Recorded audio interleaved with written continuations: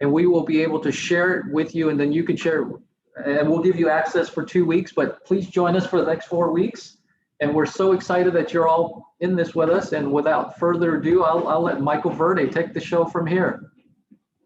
Let me unmute Michael. Okay, everybody, just a mic test. Is this, Lisa, can you hear me in London? Lisa, are you in London? Good. I like your glasses, Lisa, by the way. Very chic. Everybody, it's great to be here. Real quickly, my name is Michael Verde. I founded Memory Bridge in 2004, and Memory Bridge exists to end the emotional isolation of people with dementia. We aspire to heal with companionship what medicine can't cure. And we do that in two principal ways. Number one, we bring people with and without dementia to each other in one-to-one meetings for no purpose whatsoever, except that the person with dementia receives the kind of attention that all of us need in order to feel that we belong and matter. That is to say that we bring folks together for the sheer joy of fellowship. And our second way of ending the emotional isolation of people with dementia is to present educational experiences, typically in person, but for the last year via webinar, that ideally will affect some kind of meaningful transformation in the way people imagine the possibilities of communion with people with dementia. So this particular series is related to that second portion of our outreach in the aspiration to affect a shift in paradigm with respect to the way we imagine what it means and does not mean to be a person with dementia. Real quickly, I believe I have the liberty to share screen.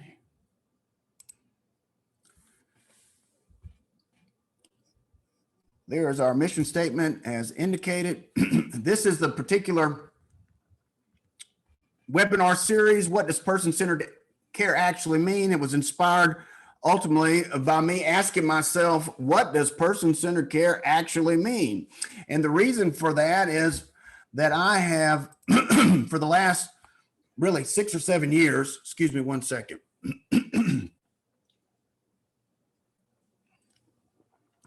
For the last 6 or 7 years, I've been traveling in Canada, the UK, Australia, and throughout the United States.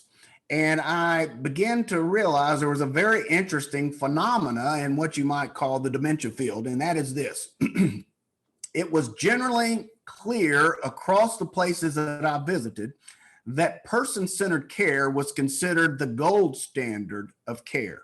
It was generally understood that if you were offering person-centered care, what it was that you were offering reflected the latest and the best in research, both in theoretical constructs and practice. That was one fact. The second fact, however, started to really get my interest because I could not find 5 people, and that's not much of an exaggeration.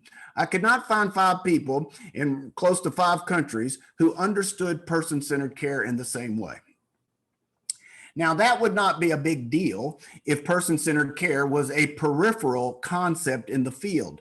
But if we acknowledge that this constitutes the gold standard of care, and yet there is clearly a diffuse, amorphous, ambiguous, vague understanding of what that gold standard is, then that to me constituted a source of concern. So the first thing I did when I decided that enough was enough for me personally was to ask myself the question, well, what do you think person-centered care actually means? And toward that end, I decided that I would go to the source of the term as it exists in this particular field. And it turns out that the source is Tom Kitwood. Tom Kitwood was at Bradford University.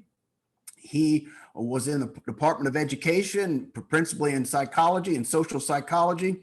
And sometime in the 80s, he had, by students, been asked if he would participate in their dissertation projects that related to interventions in the care of people with dementia. And that's how Tom got interested in this particular field. In 1998, just before Tom died, his work was recognized around the world as kind of creating a new paradigm for dementia care. And at the heart of that paradigm was this concept, person-centered. So I got every article that I could by Tom Kitwood. I got his book, his award-winning book, Dementia Reconsidered, and I went to town to really put my finger on what does this term really mean. And what I discovered is that there were 4 principal sources of Tom Kitwood's understanding of person-centered care. 3 of those we will explore together today. The 4th we'll begin to explore next week. Before I go any further, I want to stress that although there will be a little bit of a theoretical kind of trapping to this conversation, my interest in the term person-centered care is ultimately not theoretical or philosophical at all. I'm interested in the concept because our concepts frame how we perceive things. In other words, we see according to frames of reference that we harbor in consciousness, and therefore concepts are consequential, because how we see things obviously is a significant, if not ultimately decisive factor in the actions that we take in any sort of scenario in which we have actions available to us. So the conversation we're having today, I want you to know, for me, the ideal outcome is that it will find consequential expression in relationships with people with dementia. So it's not about what we get theoretically, even if we crack the code on the definition. What matters to me is that with this concept, we will be in a better place in order to establish the kind of rapport, the kind of empathic resonance that all of us need in order to feel that we belong and matter.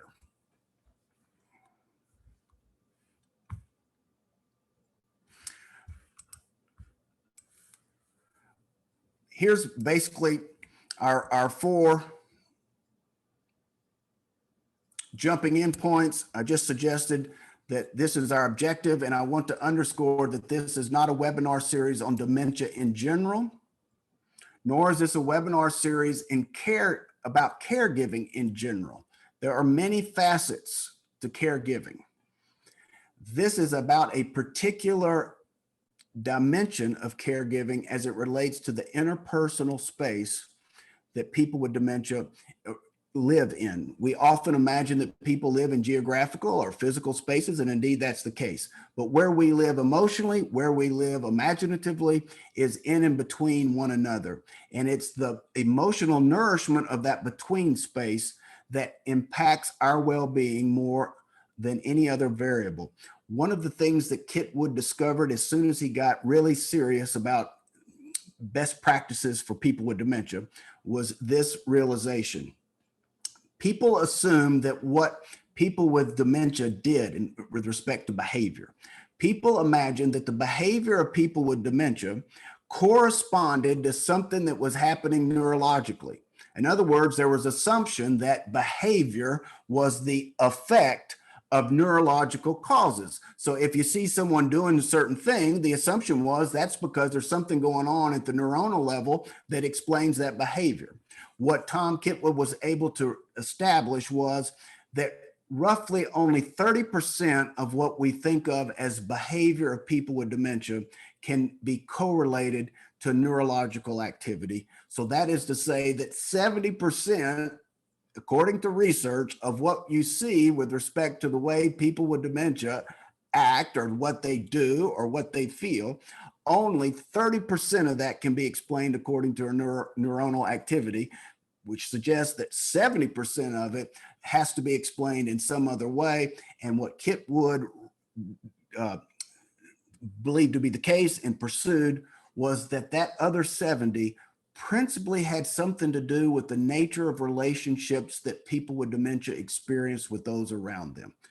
70%, therefore, of what we call the behavior of people with dementia, according to Tom Kitwood, could not be attributed to what was going on in the brain, but rather what was going on around people in their relationships with other people.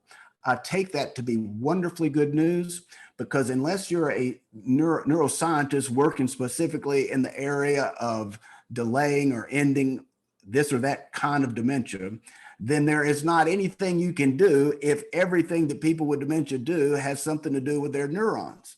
However, if much of the lives of people with dementia is the well-being or the ill-being of it is affected by the nature of their relationships, then there is much that all of us can do, irrespective of our credentials, to end the dis-ease of Alzheimer's. So that is just establishing that that's the purpose of this webinar series, is to hone in on that interpersonal milieu and try to understand it in a very, very actionably relevant way.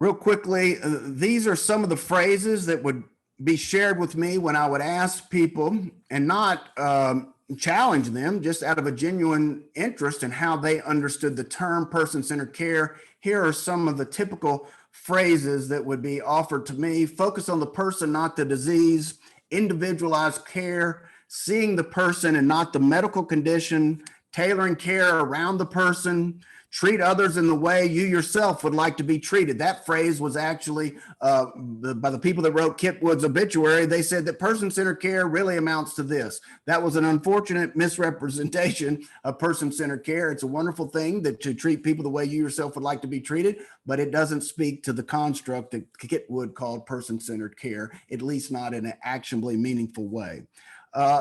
In general, the term was used to just say, this is good practice. And then if you would ask, what is good practice? Well, the next thing you know, it was person-centered care. So we were obviously in a kind of circle that was not particularly helpful.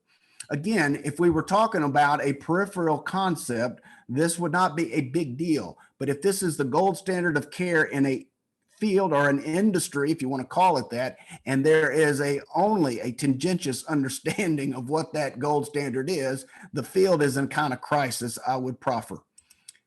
And this is not only just informal carers. It turns out that these particular research conducted an extensive review of the literature of definitions of person-centered care, and they identified 15 different definitions addressing 17 principal values. All right, so here we go. Now, I would like to be able to look at you when we're talking. So I'm going to, and maybe Bill, you're going to have to help me. I'm going to share these definitions, these sentences on the screen, and then I want to be looking at you because it's far more satisfying to talk to faces and not this screen. Any case, here you go. This is Tom Kitwood on person-centered care. Number one, the primary aim of person-centered care is the maintenance and promotion of personhood. So Kitwood introduces this notion of personhood, and the purpose of person-centered care is to maintain and promote personhood. That's a very important concept, and we'll explore that for the rest of the talk, in fact. And then secondly, this is what Kitwood offered in way of understanding personhood. Personhood is a standing or status that is bestowed upon one human being by others in the context of relationship and social being. I want to underscore that personhood is what one person bestows on another. Let's keep that thought in mind, and let me figure out how to get out of this screen here. Can you help me not share screen somehow, Bill? How do I get out of this share screen? I've not actually been seeing those slides. I think you were seeing them, but we weren't necessarily seeing them. Right. It was sharing in the beginning, Michael, but then it went away. Okay, well, let's go back then. Tell me if you're seeing something now. What about now? No. No. So at the bottom, you see share screen, and then you should be able to select what you want to share. I just clicked shared screen. Now I'm clicking what I want to share. And that'll be outlined in green. Yeah, it's not coming up when I do. Goodness gracious. Let me get out of here and try this again. What about now? Because I hit shared screen. There you go. That's perfect. Okay, great. Let's go back. Now, can you see this, guys? Yes. Okay, good. Okay, so here you go. These are, again, the phrases that I would hear when I ask people what person-centered care mean. There's not necessarily anything wrong with these particular phrases, but I think you can recognize that they're essentially cliches and therefore not particularly actionable. When, again, I would try to unpack what people understood by these phrases, things would get gooey pretty quickly.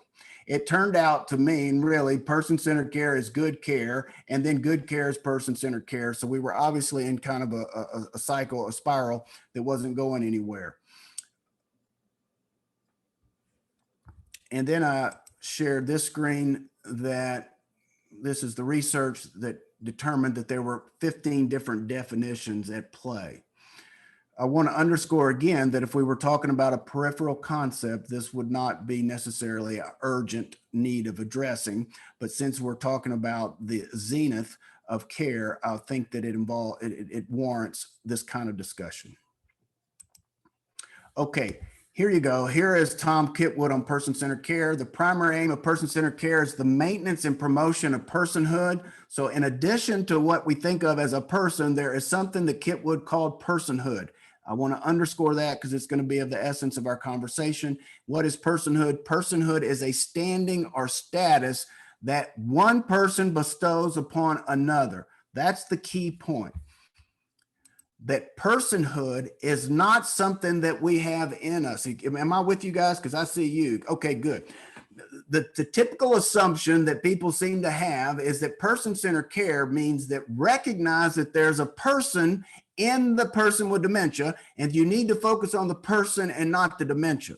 But you can see that understanding, the personhood concept has completely disappeared. Kitwood has suggested that in addition to our person, which is an object, there is something else called personhood, and that is closer to something like self-esteem or a sense of self. And what's important about that is that a person doesn't automatically have personhood. In other words, to say I'm going to focus on the person's personhood, unless you create a condition in which the person has personhood, there won't be anything to focus on. This has some very, very practical consequence. If you're outside of a room, let's say, and you're about to visit a resident, and you tell yourself you need to really focus on their person, without understanding that the sense of self that any of us has is an emerging property of communication. In other words, personhood comes up in the context of a meeting. It emerges between us. It does not pre-exist the meeting.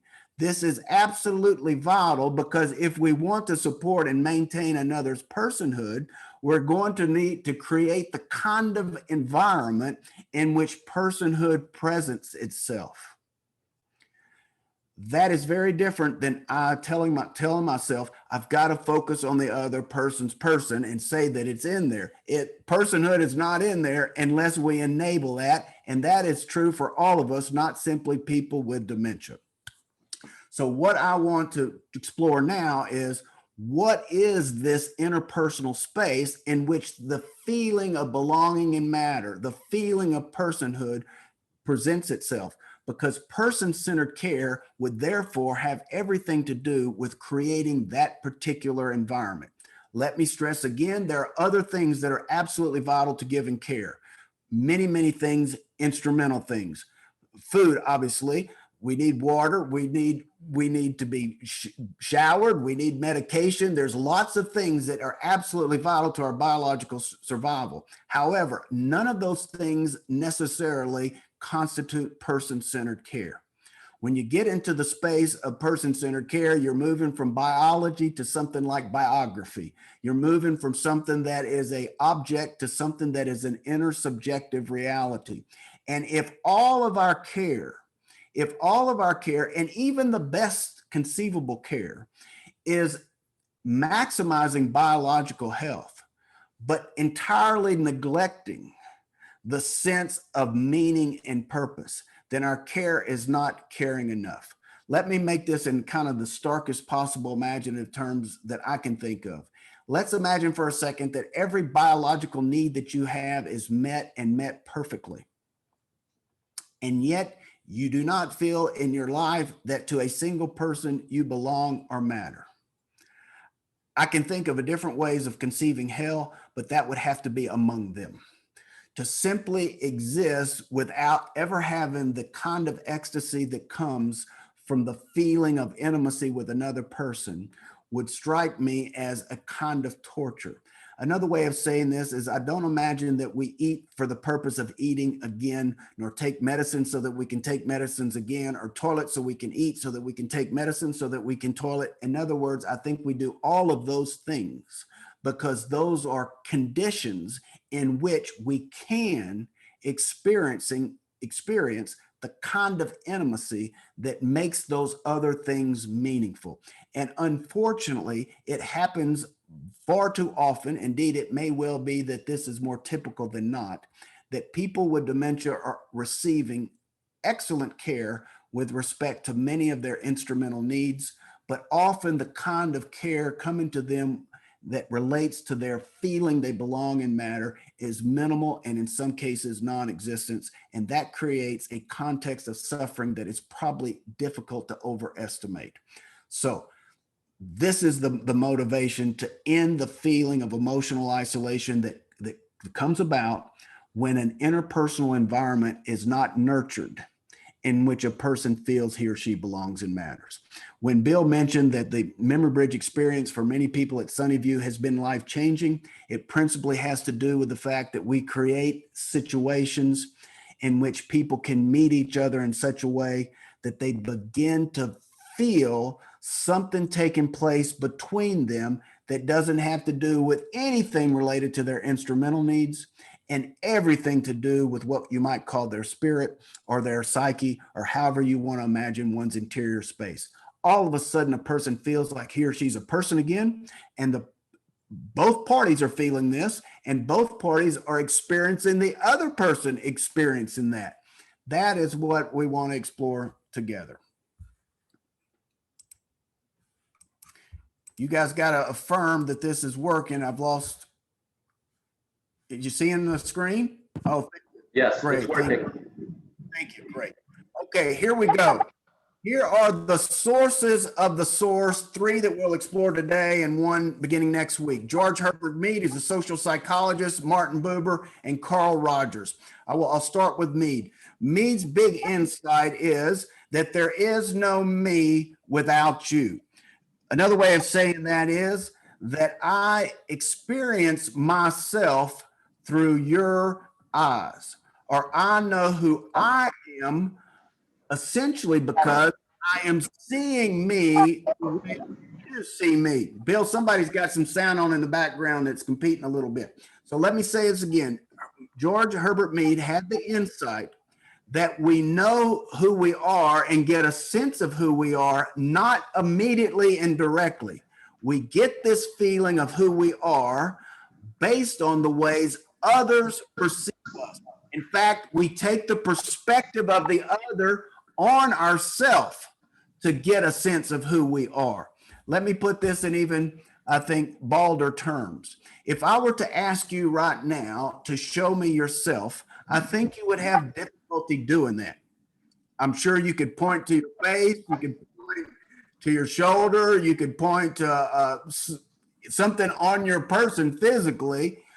Nevertheless, I could say, yeah, that's your nose, that's your cheek. What I ask you to show me is yourself.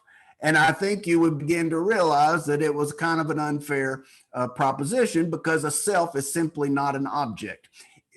I could take this even further and say, try to see yourself in the mirror, and it would be the same dynamic. You could see any other things about you, your visage or some other part of your person, but I'm quite confident that you wouldn't see yourself. So how is it that people actually see ourselves? And Mead's insight was that you and I are each other's magic mirrors of self-perception.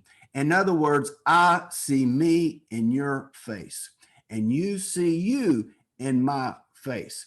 And what I think about me has everything to do with the perception that you enable me to have by your way of looking at me, by your way of speaking to me. In other words, I am me and have the sense of me because of the way you communicate with me. This is a absolute profound insight and underscores the fact that personhood is not something in me, but personhood rather is something you enable me to experience by the way you interact with me. That's the number one sort of concept here, because now imagine the practical consequence. If a care understands that the people, and this could be a family care or professional care, if that person understands that the person I'm caring for has a sense of who he or she is because of the way I communicate with him or her, well, now I have a very interesting understanding of what my care entails. That in addition to the ways I help another meet his or her instrumental or biological needs, one of the greatest contributions I'm making to that person's well-being is the way I present him or her back to him or herself. In other words, how I reflect the other. That is as crucial to the quality of care and the kind of care I offer than any other thing that could be checked off a checklist. In fact, using that idea of checks and checklists, this is a big thing in the UK, checklists. So you could imagine checking off everything perfectly in a checklist and yet offer to another person a kind of reflection that is not only not emotionally inspiring, but is actively debilitating. Tom Kitwood called this malignant social positioning. It's when we position another person in a way that dehumanizes him or her, that takes his or her confidence away, undermines their sense of mattering and belonging. And this happens all the time. I'll give you a concrete example. Before COVID, I was visiting with a lady that lives in a nearby care community. We were sitting side by side in, it was called Autumn Hills at the time, and we were visiting. This lady was a resident there, it's a dementia-specific community. We were visiting about the different places that she traveled and the different places I traveled, and we were just having a great time exploring countries that we had both visited. Out of the blue, one of the people that worked there, and this person did this without an ounce of animosity. In fact, this carer imagined that she was just being a helpful contributor to our conversation. Out of nowhere, this carer comes and plops down on the arm of this lady's chair. It was a kind of big cushiony chair. She plops down on the arm, puts her arm around the lady that I'm talking with, and she looks at me and she says, "Yep, this is one of my wanderers." And she said it as if she was introducing some great achievement about this woman. In other words, she didn't think of herself as doing something that was denigrating or dehumanizing.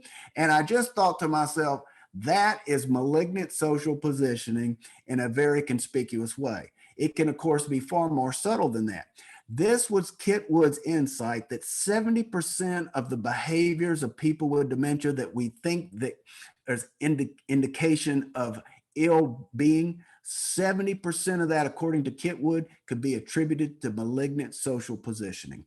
So that underscores how much of the well-being of another person is absolutely almost in our face. You could almost say that another person's well-being is in our face. And I mean that metaphorically because it involves what comes out of our mouth, the way we hold ourselves with respect to the other person. In fact, the most nuanced sort of signals. We are the most emotionally social sensitive organisms in the galaxy that we're aware of. And that for good reason.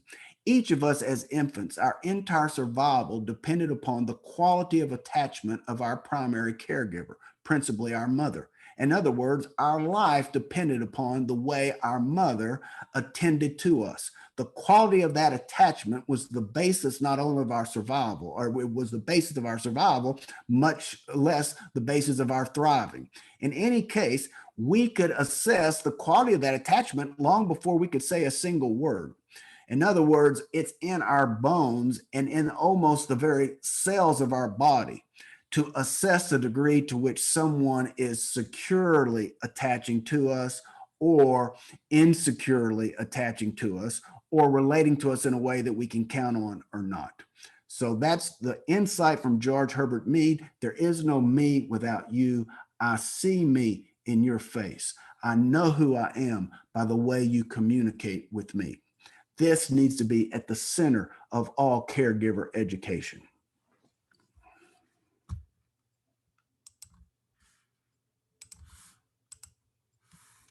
Are we together now? Good. Okay. Number two, Martin Buber.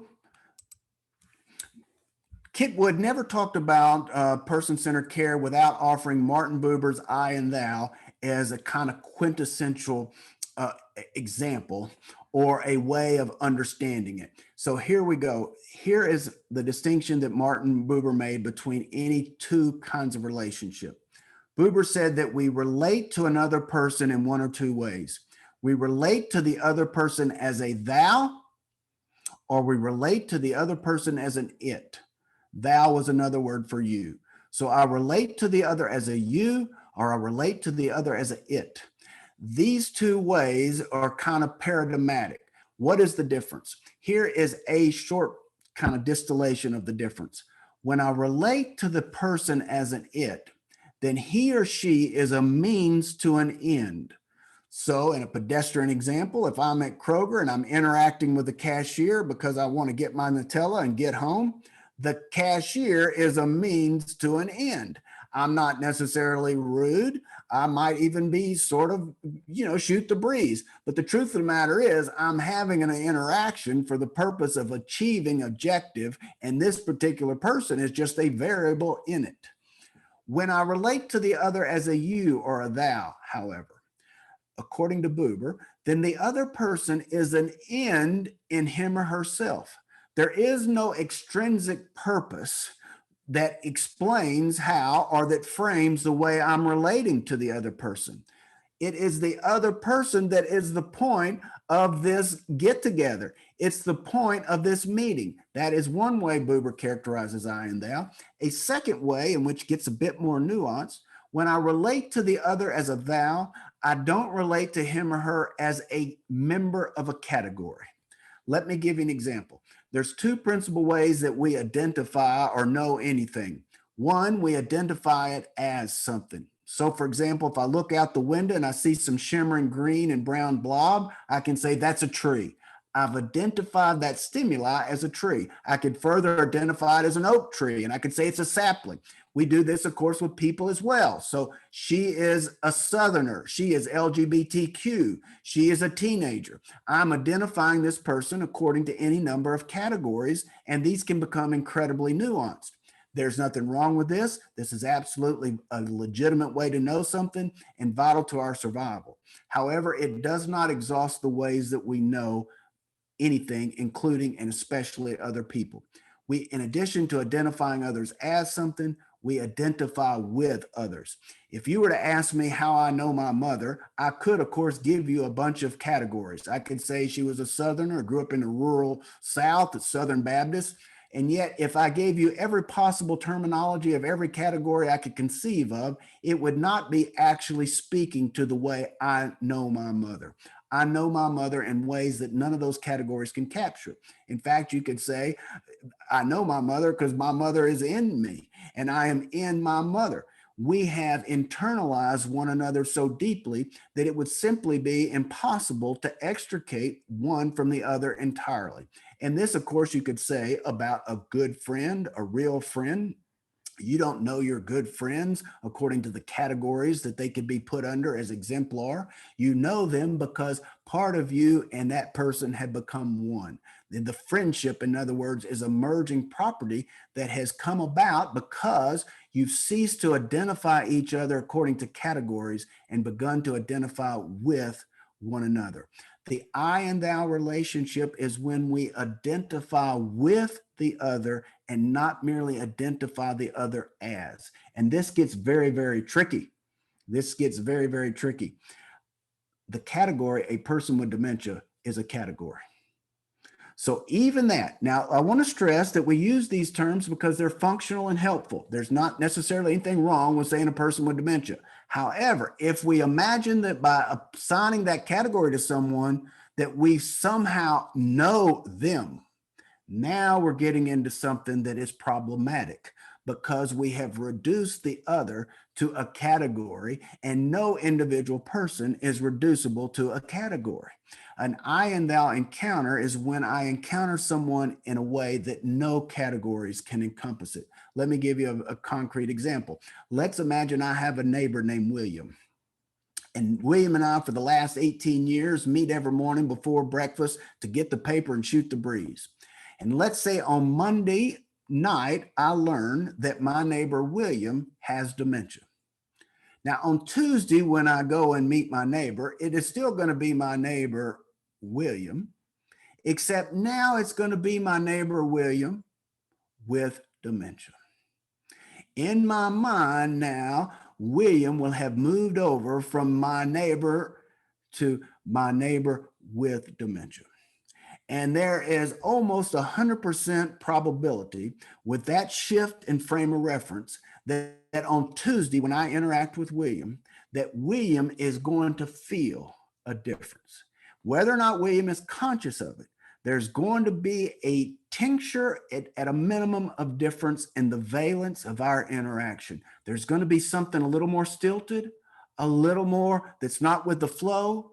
And that doesn't mean that it's because I'm necessarily looking down at William. In fact, I might feel a great deal of sympathy for William's condition and am especially nice. But guess what? For the last 18 years, I wasn't especially nice. I was just with my neighbor, William. There wasn't a matter of being especially nice or not especially nice because I never thought about that. Neither did William, because we identified with each other. I and thou relationship is one in which I'm identifying with. That person is no longer only an example of a category. Again, imagine early stage, middle stage, late stage could be very helpful, I suppose. But if you imagine, because someone is in a stage, that somehow constitutes their personhood, you have simply lost that person in your concepts. And I cannot perhaps underscore how many people must be dying of loneliness because they have lost their identity to the concepts that we use to identify them. And that is without an ounce of ill will. In other words, I might be absolutely invested in being the best possible neighbor I can be to William, and I'm on Google and I'm learning every single thing I can about dementia. And guess what? I'm just absorbing categories, and I'm getting more and more categories. And the next thing you know, when I'm shooting the breeze with William, whether I'm conscious of it or not, what am I doing? I'm diagnosing William and trying to make a correspondence between the category on the Google and what's happening with William. And to the extent that I'm doing that, I'm not present with William. And I absolutely am certain that William is going to feel it for the same reason we discussed earlier. We're the most emotionally social sensitive organisms on the galaxy. We have an intuitive sense of the degree of investment in any attachment. So George Herbert Mead, there is no me without you. I see me in your face. Martin Buber, I and thou relationship. I encounter the other beyond all categories. One other contribution related to Buber. Buber said that in the beginning is the relationship. What Buber meant by that is that the relationship precedes any subjectivity. Here's a way to say it. If you were going to imagine the life of a flower, but you abstracted that flower from the garden. In other words, you take the flower out of the soil. You take the flower out of the sunlight. You take the flower out of the rain. You won't find life in the flower if you do those things because it won't be in there. The life of the flower is between the interactions of those various sources of energy and life. The flower's life, in other words, is a part of an ecology. And the well-being of that flower has everything to do with that ecology. Absolutely the same thing for a human being. We do not have little selves if you abstract us from relationships. We simply don't. And if someone has been abstracted from meaningful relationships because people now have assigned them a category and all interactions with them is according to these categories, a person's personhood is simply going to die, or it's not going to be invited to live, however you want to imagine it. And you could be giving that person the absolute best biological care imaginable, and that person's personhood would be suffering.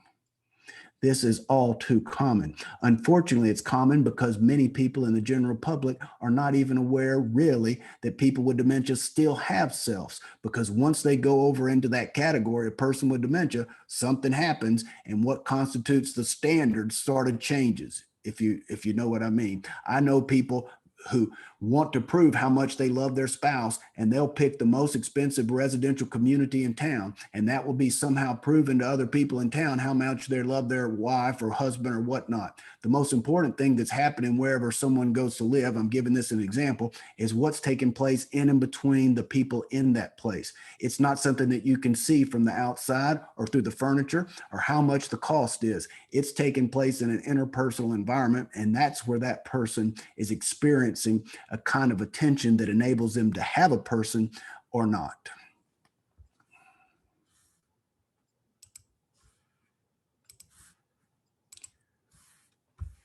Are we still good? Oh, good. Okay, now I have no confidence in this technology. So, okay, finally, Carl Rogers, and then I'm going to move to some kind of action steps that I call skills of presence. Carl Rogers' non-directed therapy is actually the original source of person-centered care. Carl Rogers had a kind of therapy that he called client-centered therapy. And what was of the essence to Rogers' understanding of client-centered therapy was what he called the actualizing tendency.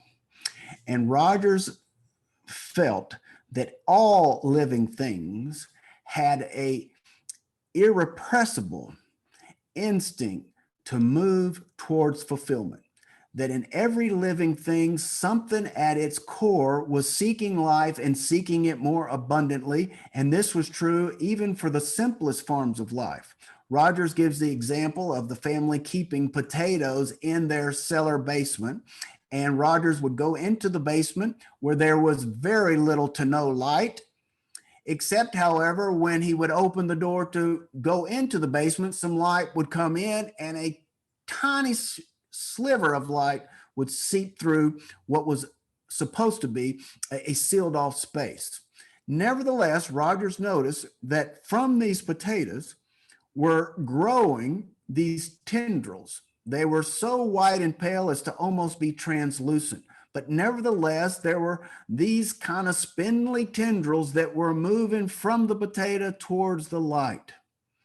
And that struck Rogers very, very deeply and imaginatively, because he said what he was witnessing is, even in the least propitious conditions, life will seek fulfillment. That these potatoes in their most, sequestered space of almost absolute darkness, any kind of hint of illumination would, let's say, genetically, biologically, inspire them to move towards it as if for fulfillment.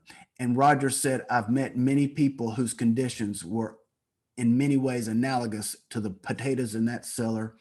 And I noticed again and again, even in the most dispiriting cases, something in them was seeking fulfillment. This insight, actualizing tendency, is at the foundation of client-centered therapy, and it is an ideal that Kitwood adopted for person-centered care.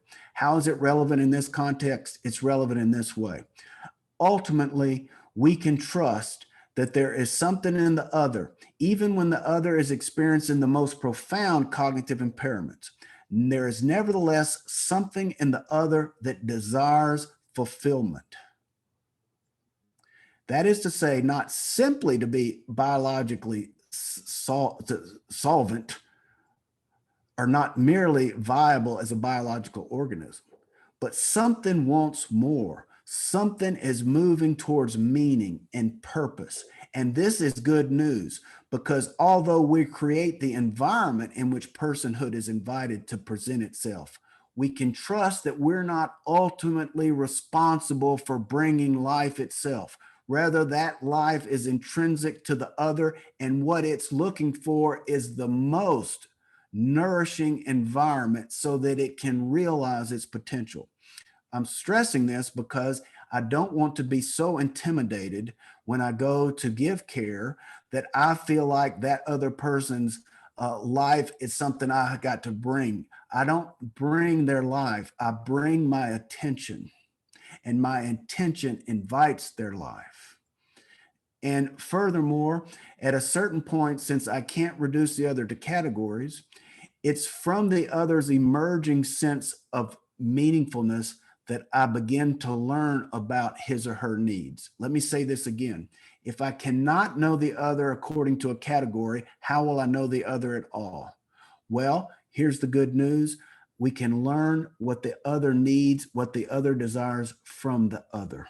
If I pay attention, in other words, to the one I'm caring for, I will become better and better at my care for that particular person, because I will have the best possible instructor on the planet, that particular person. I lose that advantage of noticing and gaining education, however, if I assign that other person to a category. Okay, with these three concepts, I want to share 3 skills of presence, then we can call it a day. I'll see you next week, and we'll move in to the 4th source of inspiration for Kitwood. On our third meeting, I will give you some video visuals that bring this home in yet another way. But right now, I want to establish some concepts so that when you see these visuals, things will click that wouldn't, I think, without this priming.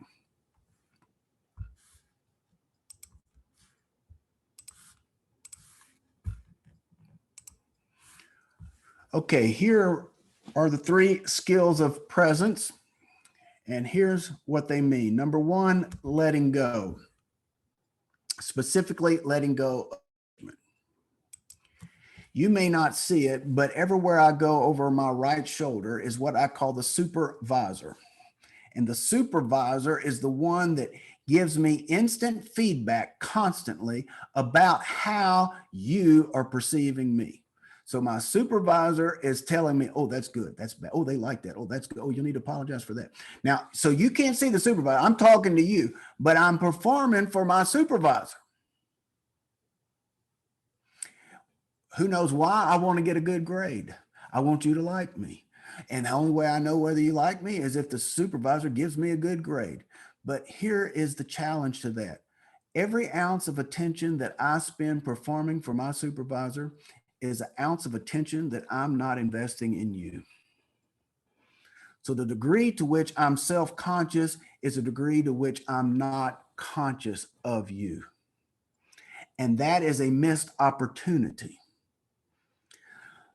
By allowing the supervisor to take the next 30 minutes off, even if it's just 10 minutes off, if I send my supervisor to the mall or just to the parking lot, and I interact with you without constantly keeping score about how I'm doing or what this would look like from the neighbor's perspective, because the supervisor, after all, is an amalgamation of every adult authority figure in my life, from parents to teachers to pastors to coaches. It's also what Mead called the generalized other, what my neighbor thinks. With this particular concentration of figures judging me, you could see where I could be absolutely paralyzed in what I do because I got to run it by the supervisor. This is no way to establish a kind of flow or intimacy with another person, because in fact, they're not peripheral to the meeting, but they're secondary to yet another source. So when I say letting go of judgment, I don't only mean not judging the other, although that's the case, and we've discussed that already. I also mean not judging myself.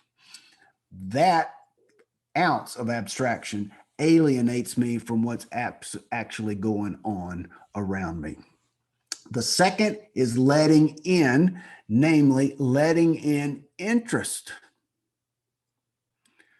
including curiosity.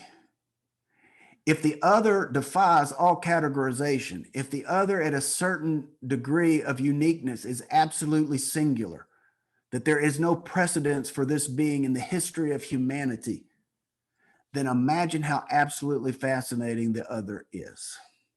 If I take interest in the uniqueness of the other and I have let go of judgment, here's what's going to happen. The other is going to feel my interest in him or her. And that is going to send the message that he or she is worth my attention.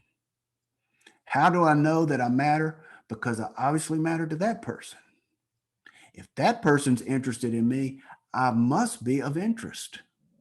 There must be something about me that is important because that person seems to think so.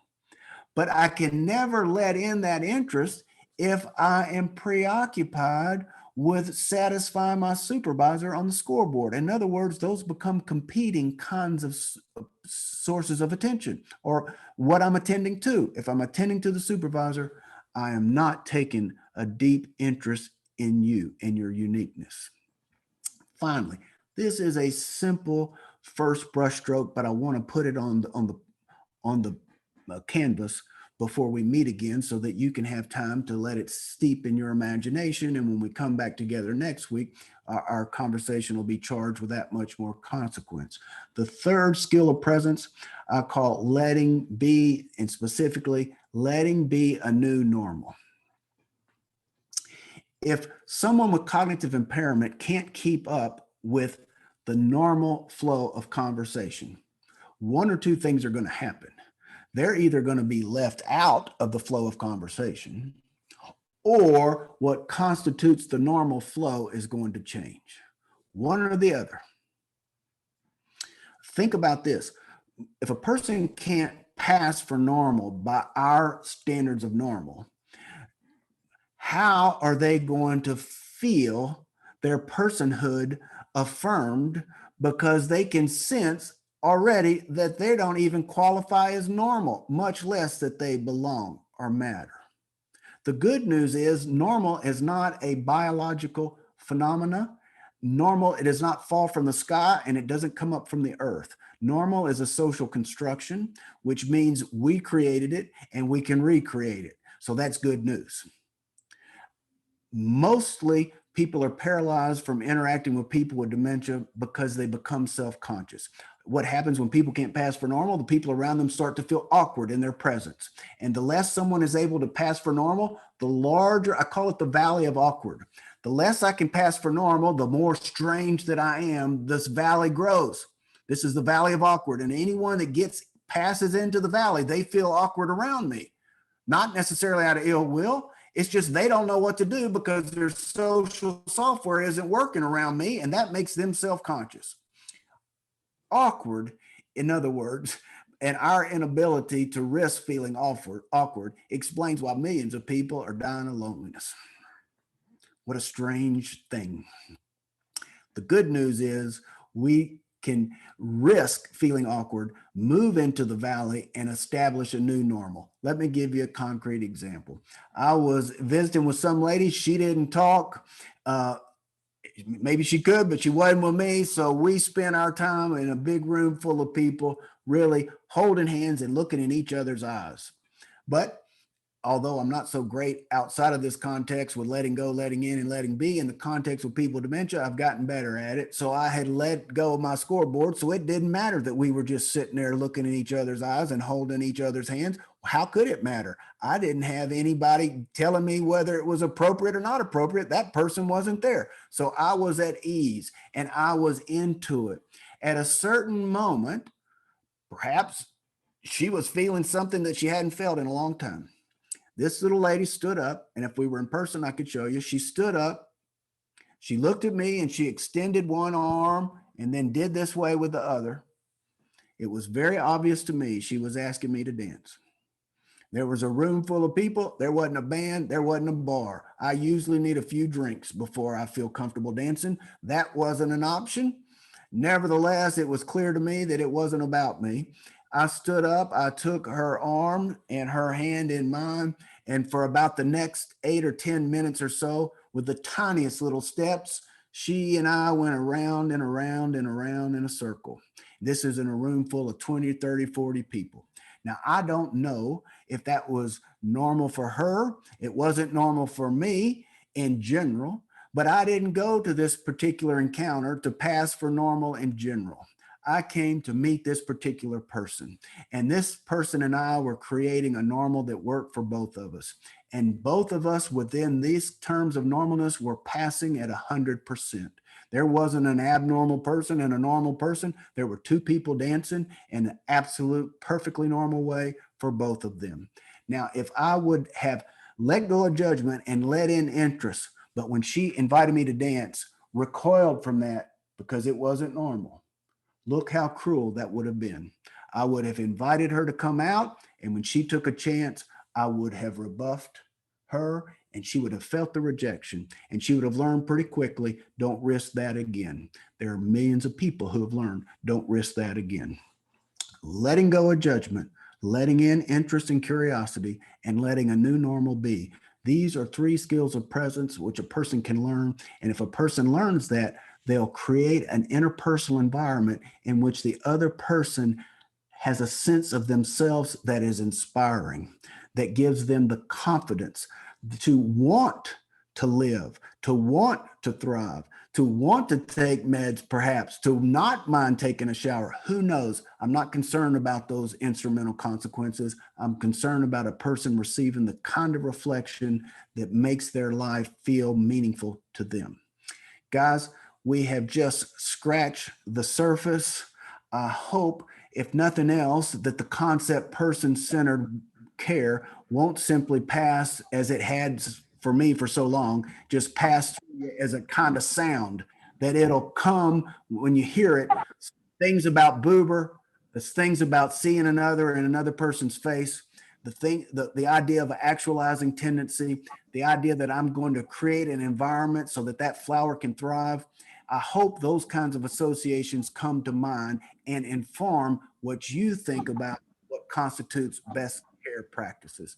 Everybody, thank you very much. I'll talk about whatever you want to. I'm here until Bill tells me that I'm not here. So, Thank you, Michael. That was wonderful. And we did have one question. I hope you can address this. It comes from our friends at Fremont Hills, where Bernadette Veray is now. And it was right after you said the big word of personhood. So they're looking for a way to translate for that for folks that don't, where English is their second language. Good. Okay, that's a great question. Let's say that the distinction we're trying to make is that we all have persons right now because we're objects. Okay, I can see you're a person and I'm a person. However, personhood is more subtle, because what I can't see is if you have a sense of self that feels good to you. I can see your person, but I can't see your sense of self. Another way of saying this might be self-esteem. Okay, a person can have a person and yet not feel self-esteem. Personhood is closer to the sense of self-esteem than the object of a person. And what's important about that is that no one has a self-esteem without a certain environment. We understand that. Well, similarly with personhood, you don't automatically have personhood because you have a brain or because you have a heart or because you have a body. Personhood is something that you feel because of the way people around you relate to you. So it's more subtle than person. You see what I mean? We all have person just by being here. We don't necessarily have a personhood that feels well to us without other people's relating to us in certain ways. This is crucial because you'll hear care staff say, I just have to recognize the person. Well, there won't be a personhood there if we don't invite it. If we don't create conditions for it, you won't see personhood because it won't exist. You'll see a person, you won't see personhood because the condition, just like you won't see a flower. If you take away the sun, you take away the rain, you take away the soil, you won't see a flower. So I'm trying to get at something that exists really between us as opposed to something that's in our brain. Thank you. Any other questions before we close out? No? Well, once again, Michael, thank you for this fantastic session, and we look forward to next week. And regarding that, I will send an updated calendar request so that you have the right link and everything. And I apologize again for the mishap. Something's going on with my computer, and I just had a meeting yesterday and it worked fine. So I don't understand, but thank you for your patience. Guess what, Bill? All of our supervisors are gone, so it doesn't matter. Thank you for that. And look forward to next week. See you in a week, folks. See you later. Thank you, everyone. Thanks, Michael. Okay, thanks, Bill.